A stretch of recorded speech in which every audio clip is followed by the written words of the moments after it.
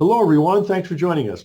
We're here today with Katherine M. Douglas. We're here today with Katherine M. Douglas and Brittany M. Tausen, authors of a new book titled Love Your Neighbor, How Psychology Can Enliven Faith and Transform Community from Erdmans. This is actually a very early copy of the book. There's the real copy of the book, but I was appreciative that Erdmans sent me this so early. They gave me a chance to read it thoroughly before our interview. Katherine earned her PhD at Princeton Theological Seminary in Practical Theology and is an associate professor of educational ministry and practical theology at Seattle Pacific University. She's an ordained minister in the PCUSA and served with her husband John at the American Protestant Church, an international congregation in Bonn, Germany, before returning to doctoral studies. Her previous books include Creative in the Image of God, an aesthetic, practical theology of young adult faith.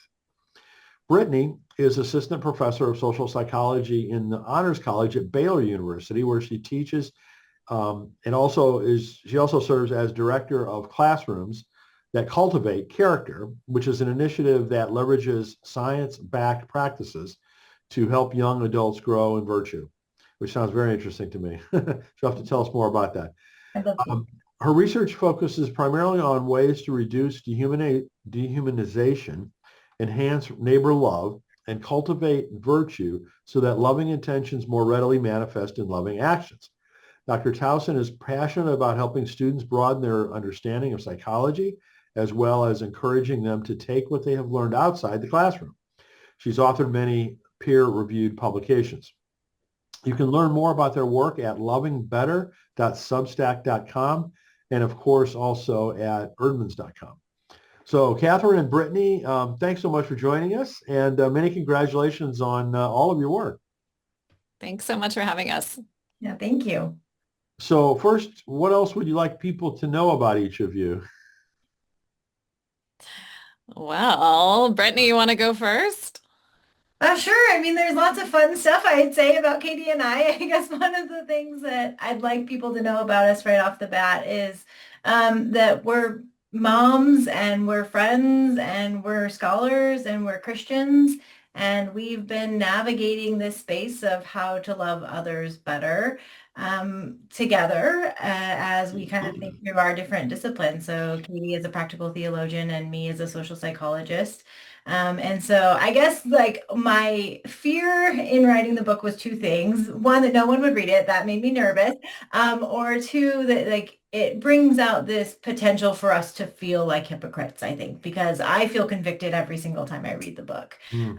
And so I would want people to know that we don't think we have all of these things figured out, or we are not perfectly able to apply all these things in our lives. We are still on this journey to love our neighbors better. And we believe that doing that in community and doing that in an interdisciplinary way is really enriching. And so I think that's what I would hope people know about us right off the bat. I would also just say that one thing I love about what we've done and what I would love for people to know is that often for professors, we're encouraged to sort of stay in our lane, but we've been really intentional about working together. So we think the challenge is related to the way we dehumanize other people. Are kind of the antidote is loving your neighbor. And so we think this is like our work together. It's been challenging and kind of weird, maybe not weird ways. We don't think we should have any challenges, but we run into various roadblocks along the way, even like the way our different disciplines use language. So a lot of the work we've done has been kind of embracing the awkwardness and discomfort of saying, are you sure? Like, are we using this word the right way? Or when we say research or experiment, like, what do you mean by that? And so I've grown a ton and learned a lot from Brittany. Also, sometimes we think theology has nothing to offer the sciences. And I think through this project, we've been able to learn and also hopefully demonstrate that the world of religion and theology has quite a bit to offer. Including like normative ways or a vision for what loving your neighbor can look like. So just a side note, one of my all-time favorite books is something called Where Good Ideas Come From.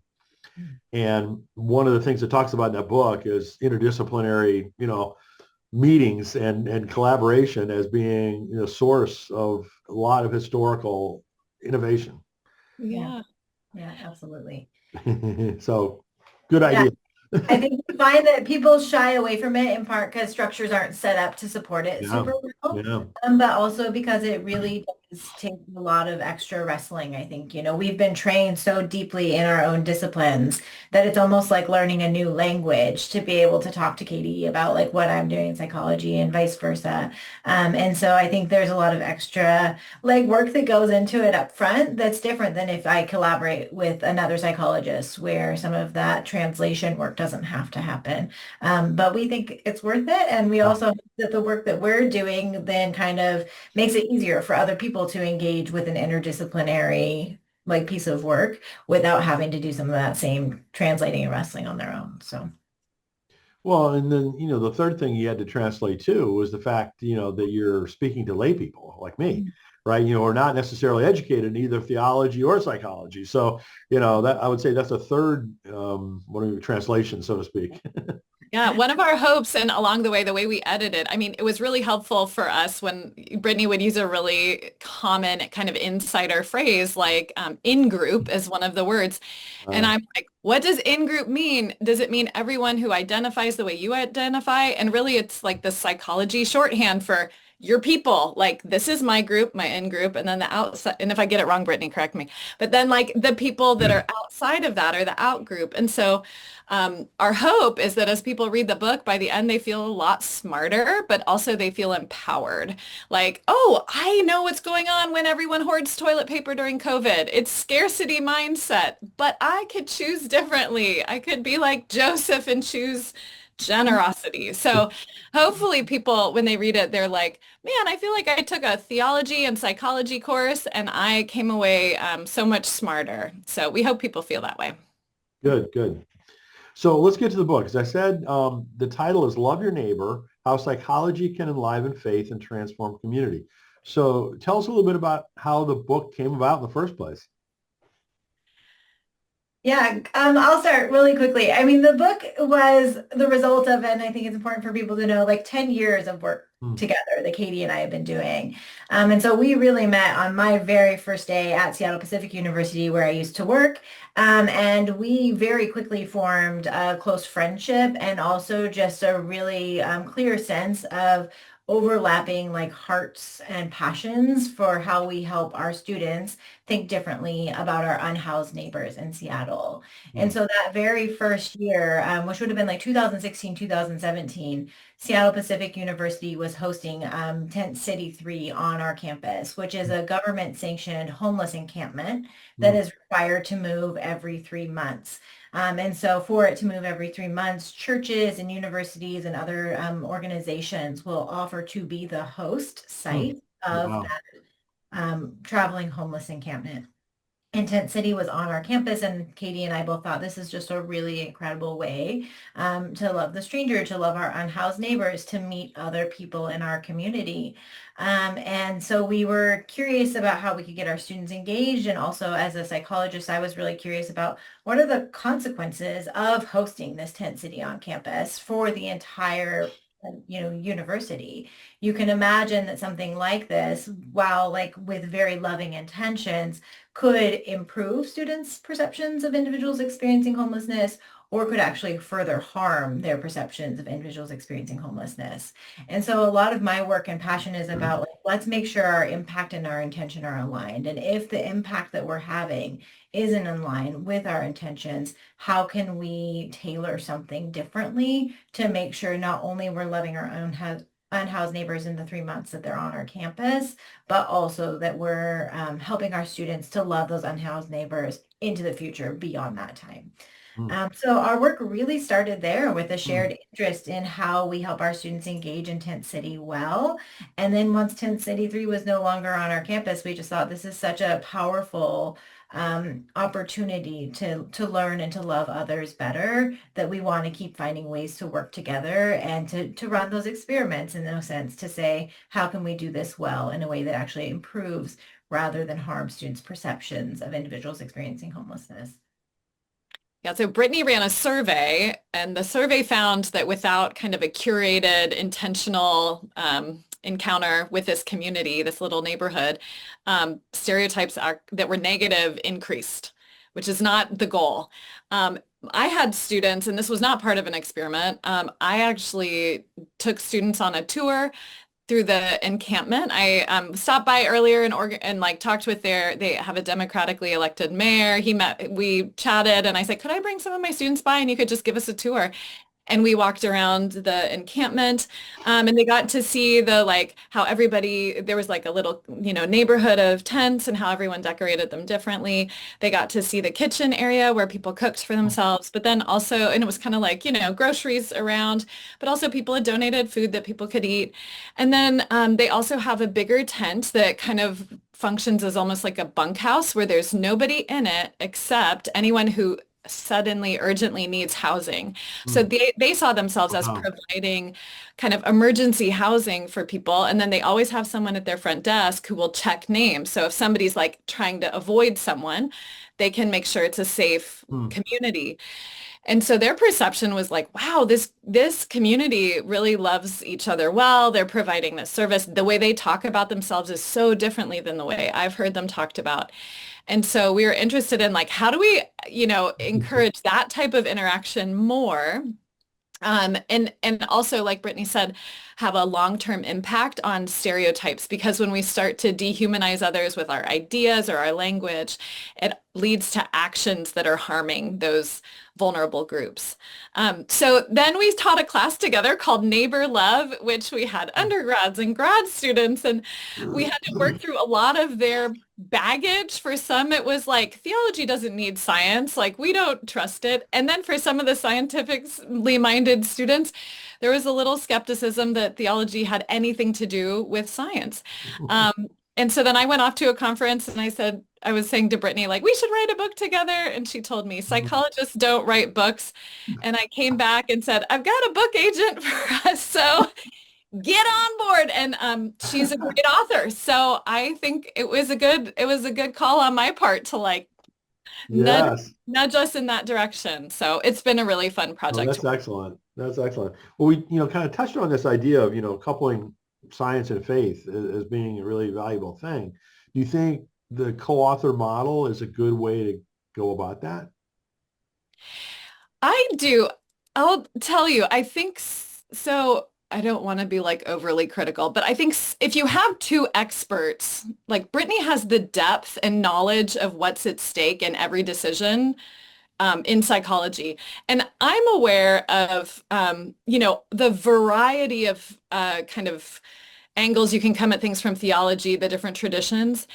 And I think that sometimes when it's like a theologian trying to do science, it's sort of like sprinkling some frosting or like, the sprinkles on top of a cake without knowing how to bake the cake. Uh, So I feel like when it comes to interdisciplinarity, two experts can do a lot more and tackle more complicated topics and problems than just one person trying to do both. Now, there are some geniuses out there who I'm sure can do both really, really well, but it is not me. But I don't know. What do you think, Brittany?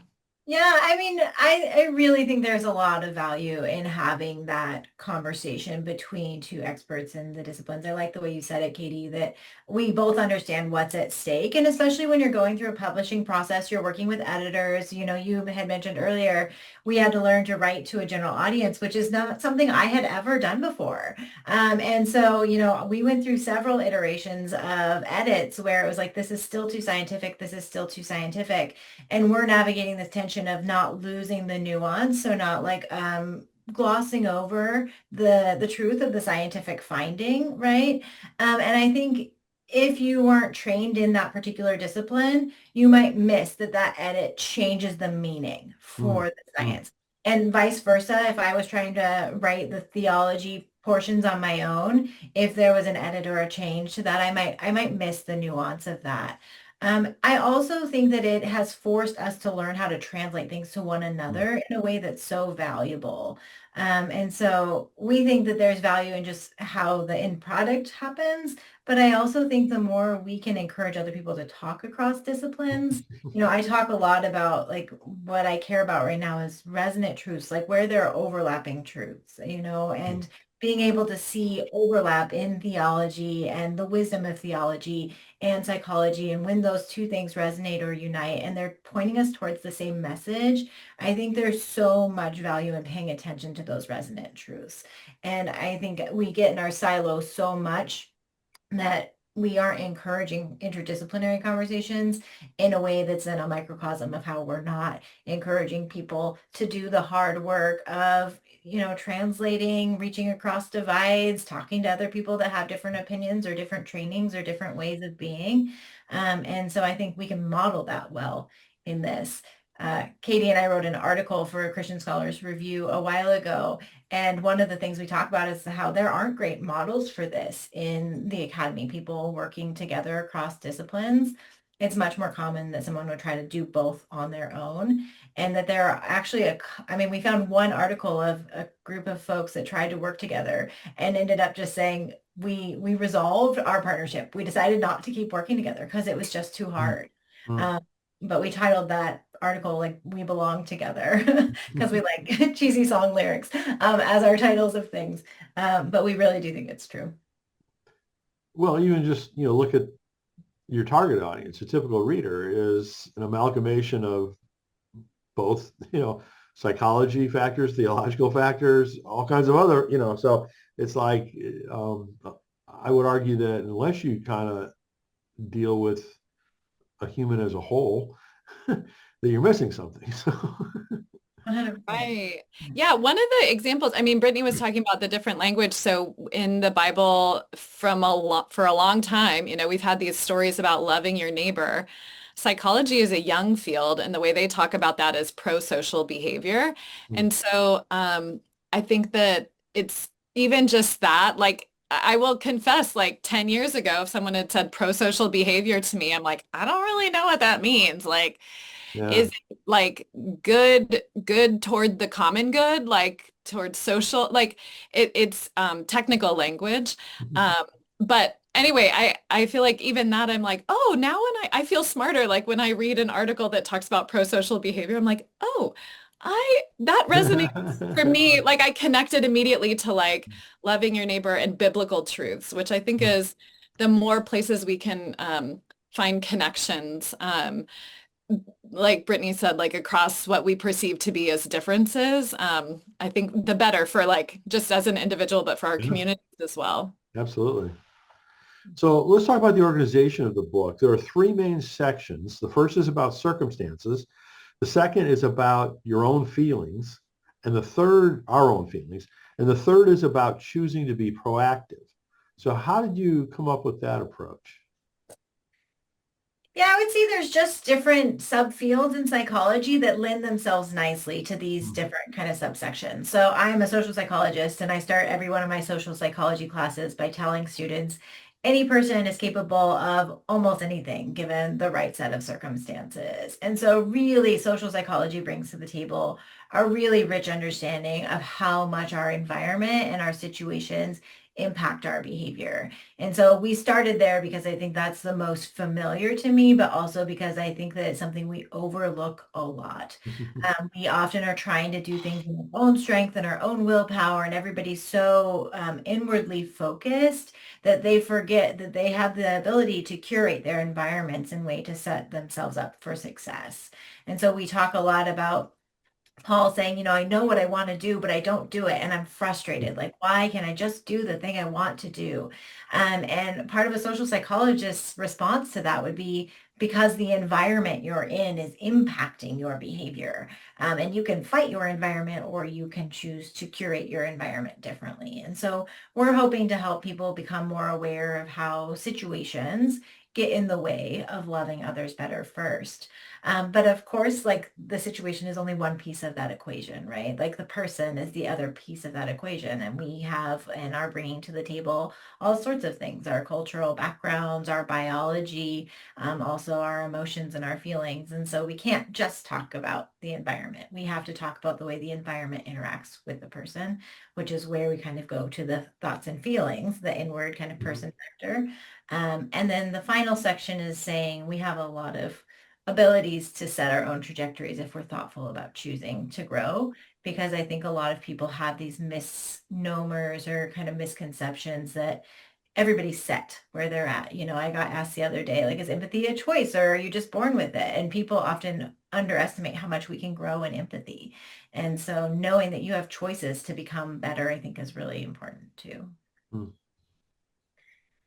So then, like within each chapter, you've got three separate parts. Learning from psychology, thinking theologically, and living faithfully. So what's the benefit of that format? I think when we actually toyed with like, how do you write with somebody else? And do you just sort of like write everything together or do you write it separately?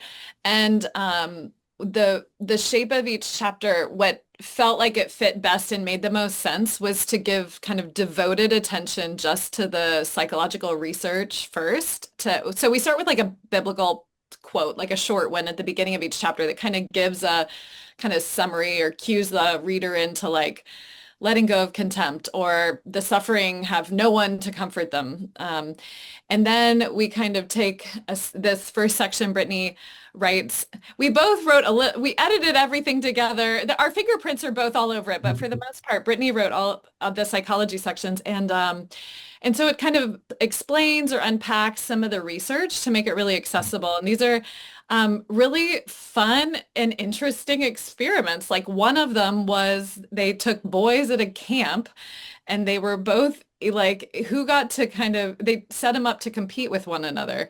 And it ended in like who's like snatching all the food and they were making up names about the others and so they're fun and interesting kind of experiments that were done. And then Brittany explains it really well, like how did we see this in our own lives? And then the thinking theologically section, I take a biblical passage and some are really familiar ones like the Joseph story or the Good Samaritan, and others are a lot less familiar, but they're there about loving your neighbor, about comforting other people. And then sort of say like with this new understanding of psychology, how do these stories read differently? But for some of them, it's also like, how does theology offer sort of a more robust understanding of why do people do bad things? Like, is it just situations? Is it more complicated than that? So those are the first two. And then the third section, we wanted to, so in Brittany's classes, one of the things that I think sounds the most fun is she'll do experiments with students or give them challenges.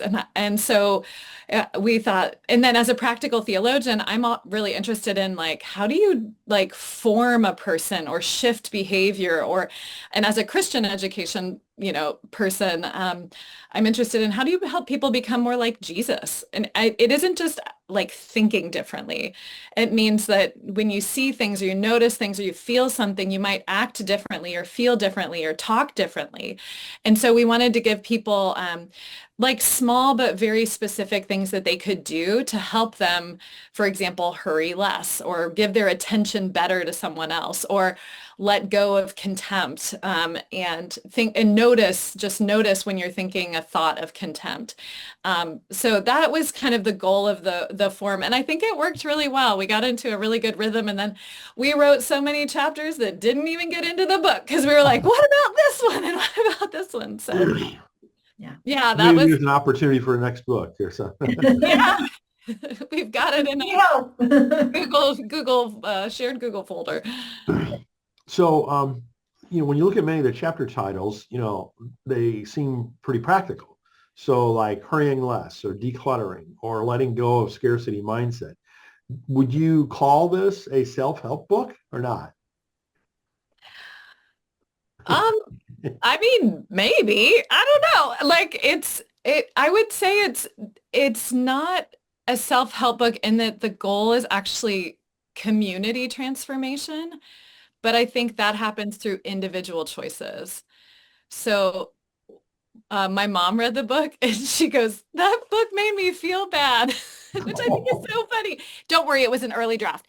But like, if you want to read this book and feel warm fuzzies, like Brittany said at the beginning, when we read it, we feel kind of like hypocrites. So not in a bad way, in like a tension between what we know we are capable of and like how we often choose kind of unloving things. So we had written a chapter about hurrying less so that you're able to just be present and notice somebody who's in need. And so I live by a really busy road in Seattle, and I have an alley behind my house, and I have frequent encounters with people who are unhoused. And I was pulling out of my driveway, and someone was laying in the middle of the alley, and I don't know if I did check to see that they were breathing, and I don't know if they were sleeping or passed out. And I called 911, I think it's 988, the medical emergency, but not like safety emergency number. And I said, hey, there's a woman here. Could you please send someone? She's not responsive. And then I called my other neighbor so she could come help. And I said, would you come help this? There's somebody behind your house. I don't want you to hit them with your car. And she went out and sat with them and brought them a cup of coffee as I hurried off to teach my class. Totally, very reasonable. But I immediately texted Brittany and was like, hey, remember that chapter we read on hurrying less so you're available to help people? Well, I am the poster child for like not doing that this morning with somebody who clearly needed help. And my neighbor did exactly what you should do, right? Like she comes out and talks to her and is like, are you okay? What do you need? Can I get you a warm thing to drink? Do you feel scared? Can I just sit with you and be with you until this medical help comes? And so, anyway, it is self-help in that it might make you aware of like what you're not doing. Yeah, but growth is uncomfortable and awkward. So I think it's for people who want to grow and change and love like Jesus loves, or love better, love your neighbors better. Yeah. Well, Yeah. it wouldn't be so hard on yourselves, I mean, it's like none of us are perfect, first of all, and it's like, life happens in a lot of different complex ways. Yeah. Yeah. Yeah, I was just going to add to what Katie said. Like, the self-help question threw me a little bit when I was reading it earlier because I was like, and especially as a psychologist and a scientist, I want to like claim that this is so grounded in research, right? It's not just like some random person's idea about like what's a good idea or the next fad. This isn't pseudoscience. And so I would want to like make sure we're really clear to distinguish it in that way. But I think like a Christian formation book, that's like well researched, that's well grounded in science. I think we both hope that it changes people. But the reality is it won't if people don't practice the exercises. Right? So we think about, and I think a lot about like virtues being like muscles and love being one of those muscles. And if you're not exercising those muscles, they're not going to grow. And so you can read and the awareness is helpful. But if you're not taking the next step of like engaging in the practices, then I don't think that it's going to form people. And I think that's maybe where self-help can be kind of problematic is people read a book and they feel like the act of having read the book is enough to change them. But like any like cognitive behavioral therapist knows, right? Like it's not enough just to like try to make people aware of thinking patterns. You actually need people to be engaging in different types of behaviors as well. And so maybe we would hope they approach it a little bit differently than just I'm checking the box of I've read that book and now I'm more loving. Like we know that there's a lot of hard work that goes into loving others better. So in the book's foreword, which is written by another author friend of ours, Dominique Dubois-Gilliard, he says, most discipleship resources rarely offer tangible tools. And your book differs in that regard because you do offer tangible tools. Do you recommend that readers start with just a couple of them, rather than trying to implement everything at once? I mean, yeah, but as they go through it, but the fun thing we did, so after we wrote the book is Brittany created a challenge calendar. And so that's sort of like one thing at a time. And they're not hard, they're little things. And she's shared with me that in her classes, she'll have students like try one thing and tell people about it. So we tried to write this in a way that it could be read by a group of people. So I think the most fun way to try these things would be to maybe you have somebody else you're reading the book with, or maybe you're in a book club or a Bible study and you're reading this and then you're all like, okay, so I tried to do this. I tried to change up my commute, or I tried to talk to neighbors on my commute, and here's how it went horribly, or here's how it went. I was happier, like the research says, right? And so I think that when you're trying something new and it's awkward or uncomfortable, it's like it's more enjoyable to do it with other people and with friends where you can kind of laugh about your failures or talk really deeply about, we talk about in one of the chapters, changing your mind or like looking up counter evidence to one of your strongly held opinions. In our discussion guide, I invite people to share a belief you used to have about God or theological that was really important to you, but has changed over time. Those are really vulnerable things to do, to share like, I used to think this way, but I met someone or I learned this new thing or I like God spoke to me and I don't actually think that way anymore. I think I was wrong. And now I think differently. And so I think um, I don't think you could, well, I mean, I feel like having written the book, I'm kind of constantly like, oh, I could have done that or oh, I should have done that. But hopefully people try to just take one thing at a time and do it with somebody else. I think that's the better way. Jesus sent people out 2 by 2. So I think the buddy system is, is the way to go. Cool. Cool. So, if there was one thing that you would like readers to take away from the book, what would you say that it is? For me, I think it's what I alluded to at the beginning, but you don't have to do all of this in your own strength. Like, I really hope the readers take away that, like, they can do what's right and what works. Like, psychology has helped us to understand what works well, and how we can set ourselves up to love in the ways that we want to love better. And so I hope people see that science isn't at odds with their call to love their neighbors, but actually can really help to move them along in that direction and make it easier to do what they already want to do. Hmm. Yeah, I would say that my hope for readers would be that if they're feeling despair or frustration at the state of our country right now, Hmm. that we want to them invite them to join us or us to join them in doing small things in their communities to make it a more loving place where we look out for each other and take care of each other. And I think sometimes I feel like, what do you do when you want to change your whole country, when you want to make a huge, huge impact? And those movements start small in local neighborhoods where everyone says, look what Minnesota's doing, or Minneapolis, or look what this Asheville is doing, or look what Seattle is doing. And I think that the way right now to have hope in a challenging moment for me in the country, and maybe others feel that way as well, is to start making small changes in your neighborhood. Coach a little kids basketball team, go for a walk and pick up trash, meet everybody on your way, make it your goal to talk to everybody on your commute at some point that you see regularly, maybe not all in one day. I think those are the things that really transform our neighborhoods to make them more loving places. Hmm. So, I realize you're in the midst of launching this great new book, but I have to ask if you have any future plans or ideas, either for book projects or other kinds of projects that you're able to talk about. We have too many. We've talked about kind of like what would a follow-up to this book look like. Like I said, we've written all these other chapters. And we also have our own kind of research agendas too, the things we work on. So I'm working on a project with some youth ministers. How do we learn from like the challenges and wisdom for youth ministers? I have another project going on parenting and marginalized identities and how religion sometimes is a resource and sometimes an obstacle to challenging conversations. So those are kind of some of the things I'm working on right now. Yeah, I mean, I definitely hope that we can keep working and writing together. I really enjoy writing with Katie, and I think it's a lot of fun. And I really value the interdisciplinary research and that approach. And so I think that's really wonderful. And I hope that those chapters that are sitting as drafts in our inbox, become another book at some point. But like Katie said, we're also both really deeply entrenched in our own disciplines. Like, we aren't only interdisciplinary scholars, we are also a practical theologian and a psychologist.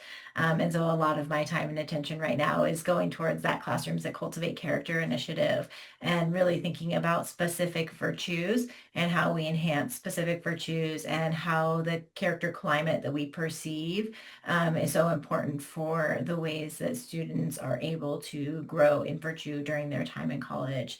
And so I think that, as was the case with this book, our own research interests will continue to seed or fuel like the potential for this really rich dialogue. So stay tuned. I'm sure you'll see lots from both of us. We both love writing, we love researching, we love our jobs. And so we're lucky to be able to do this. Awesome. Awesome. That's really cool.